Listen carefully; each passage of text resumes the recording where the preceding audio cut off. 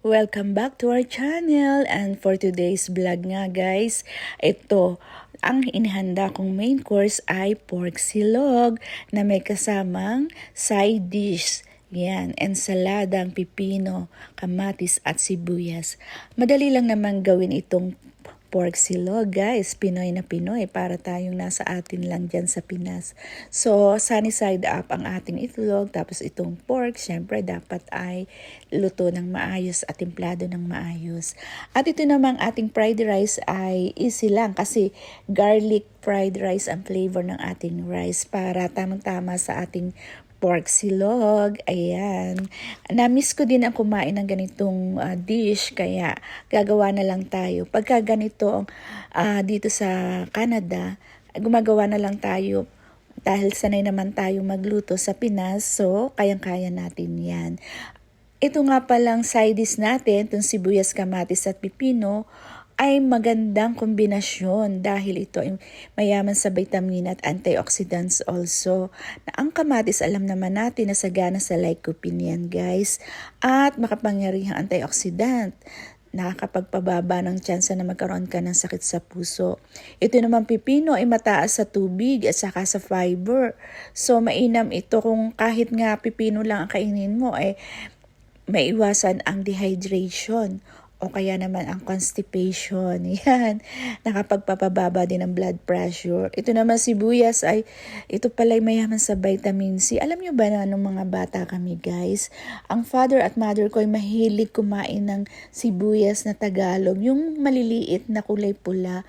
Talaga naman doon ako nasanay kumain ng sibuyas na kahit yun nga lang, pagkatapos mong kumain, parang gusto mong kumain ng dessert kasi yung bibig mo ay talagang lasa-lasa pa rin sibuyas. Pero maganda pala ito sa ating kalisugan. So, ito ay makakatulong sa kondisyon nyo kung kayo ay merong diabetes at mataas ang kolesterol. At napakasustansya din itong mga pagkain itong ensaladang ito. Kaya, pag kumakain ka ng pork silog, ayan, para naman hindi tayo makonsensya sa ating kinaing pork, itlog, ayan, dahil mataas yan sa cholesterol. Samahan natin ng side dish at ensalada. Yan guys, ang ating prepare na food vlog for today, and continue natin yung ating isinishare tungkol dito sa pagpunta nyo o pamamasyal dito sa Canada. Siyempre, bukod din sa valid passport nyo, mga pictures and proof of funds, yan, mga inyong mga bank statement ay dapat ay mga 6 na buwan na records nyo, kailangan payslip, income tax return na may patunay na may kakayanan kayong gumastos at mamasyal sa bansang Canada. So, kailangan yung inyong connection kagaya nung nabanggit ko nung nakaraang vlog, yung inyong certificate of employment, patunay na kung kayo negosyante, yung inyong mga proof ng inyong business, titulo at ari-arian. And syempre kung kayo mamamasyal, kailangan yung isubmit ang inyong travel itinerary, detalyadong plano ng inyong pagbisita. First day, second day, hanggang kung ilan days kayo mag-stay. So, 15 days, 30 days, or 6 months, pare-parehas lang ang requirement. Parehas lang yun.